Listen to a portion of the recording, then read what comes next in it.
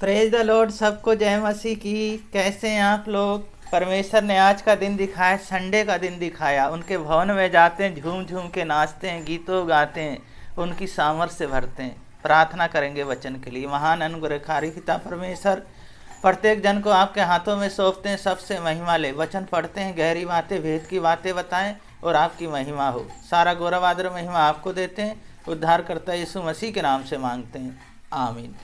भजन संहिता 46 अध्याय उसका 1 पद से 11 पद तक। परमेश्वर हमारा शरण स्थान और बल है, संकट में अति साहस से मिलने वाला सहायक। इस कारण हमको कोई भय नहीं, चाहे पृथ्वी उलट जाए और पहाड़ समुंदर के बीच में डाल दिया जाए, चाहे समुंदर गरजे और फेन उठाए और पहाड़ उसकी बाढ़ से कांप उठे। एक नदी है जिसका नहरों से परमेश्वर के नगर में अर्थात परम प्रधान के पवित्र निवास स्थान में आनंद होता है। परमेश्वर उस नगर के बीच में है, वह कभी टलने का नहीं। पांव फटते ही परमेश्वर उसकी सहायता करता है।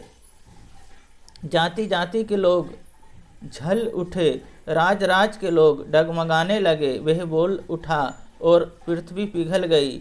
सेनाओं का यहोवा हमारे संग है, याकूब का परमेश्वर हमारा ऊंचा गढ़ है।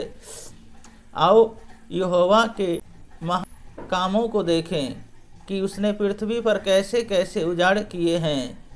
वह पृथ्वी को छोर तक की लड़ाइयों को मिटाता है। वह धनुष को तोड़ता और भालों को 2 टुकड़े कर देता है और रथों को आग में झोंक देता है।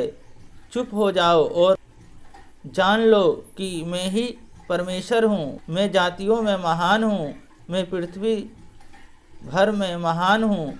सेनाओं का यहोवा हमारे संग है, याकूब का परमेश्वर हमारा ऊंचा गढ़ है। इस वचन को पढ़े जाने को परमेश्वर आशीष दे। परमेश्वर शरण स्थान है।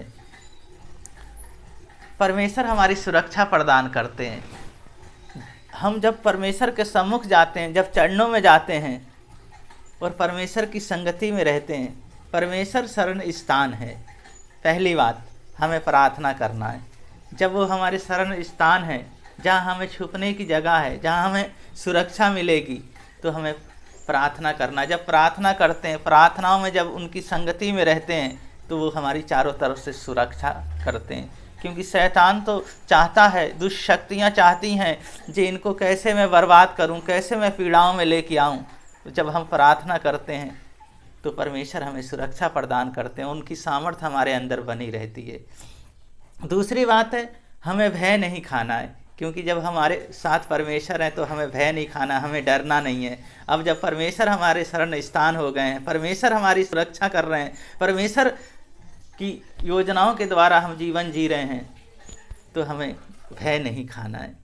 हमें हमेशा उनकी योजनाएं, उनकी अगुवाई में हमें चलना है। वो हमारी अगुवाई करेंगे। और तीसरी बात है आनंदित रहना। हमें आनंद के साथ रहना है, हमें हमेशा खुश रहना है और हमेशा उनकी महिमा हमें उनकी महिमा करते रहना है। हमेशा आनंद के साथ रहना है और उनकी उपस्थिति में हमेशा बने रहना है।